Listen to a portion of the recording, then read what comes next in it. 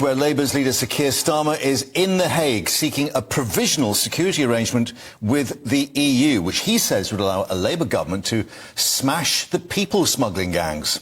He says they should be treated on a par with terrorists. But the Home Secretary, Suella Braverman, says any future deal with the EU would allow the UK to become what she says a dumping ground for migrants.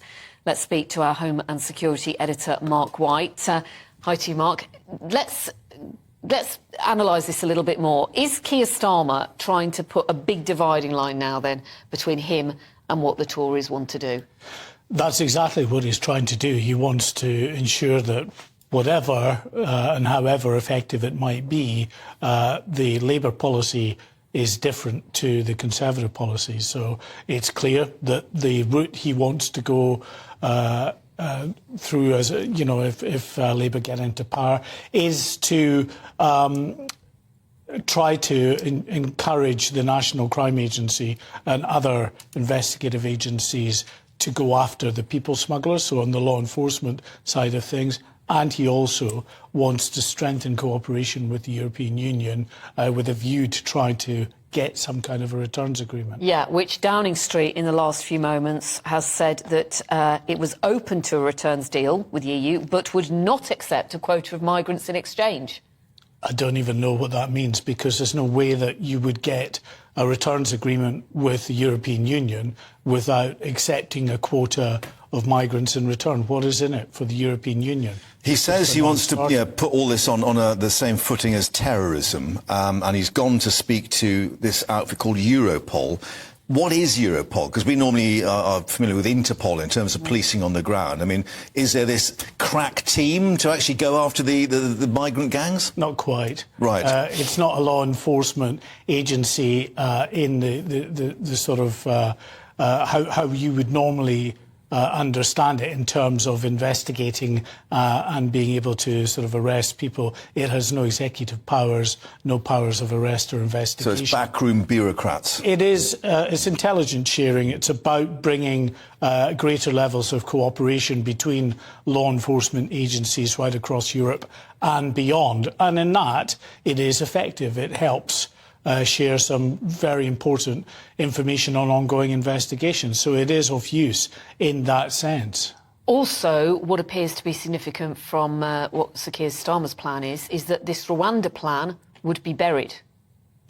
Yes, I mean, he said that for a while, that the Labour government, if that is what we see at the end of the day, would scrap a Rwanda deal because they feel that it's cruel and inhumane.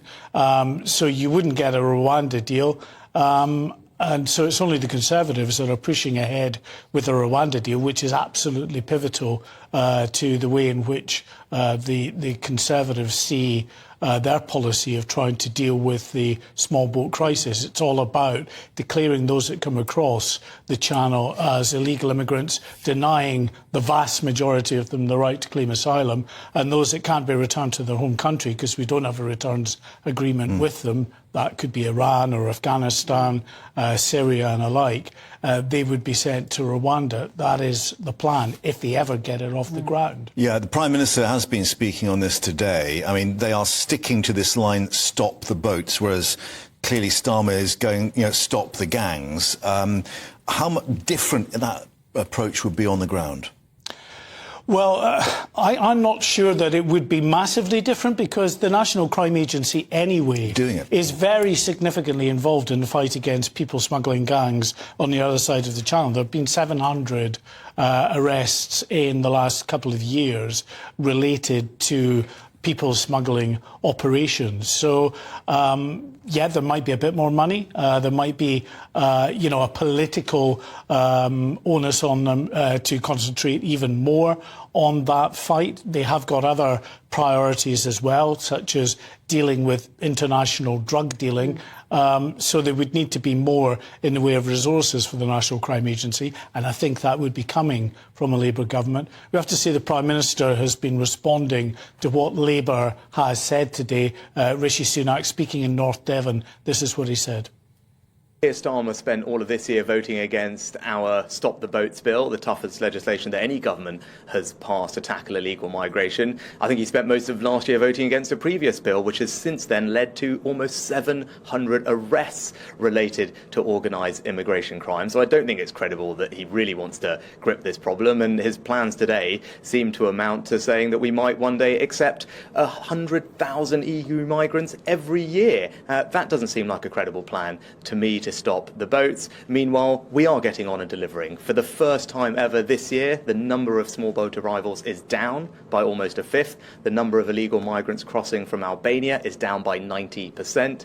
We've got a plan. The plan is delivering, and I'm determined to stop the boats. Mark, when we talk about Starmer with this phrase, smash the gangs, what is our intelligence about how many gangs, how many people are involved and how sophisticated they are? Well, they have become much more sophisticated. It tends to be controlled by Kurdish gangs at the moment, in cooperation for most of the time with other criminal networks. So they're the kind of facilitators that do the actual organising around the camps, get the boats, get people into them, but they work in conjunction with other organised crime groups in various countries.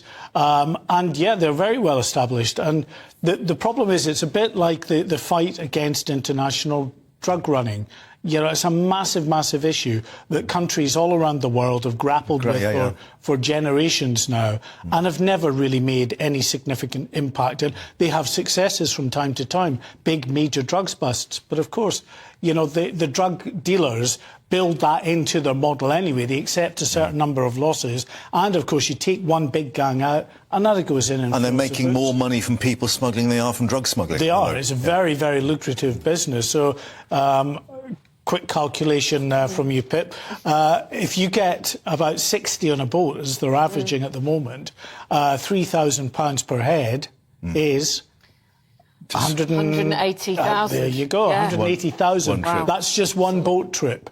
It costs about maybe £10,000 to get the boat, the outboard engine, the boat itself, and to transport it. And they're offering deals, aren't they? Yeah. These 2-for-1 deals they offer. Well, yeah, I mean, it's not necessarily 3,000 for them all. Some get a reduced rate if they go and work for the gangs when they get to the UK. But, yeah, it's very, very lucrative because that's, as you say, 180,000 potentially for one boat. Well, you can get easily, you know, 5 to 10 boats in a day. Yeah.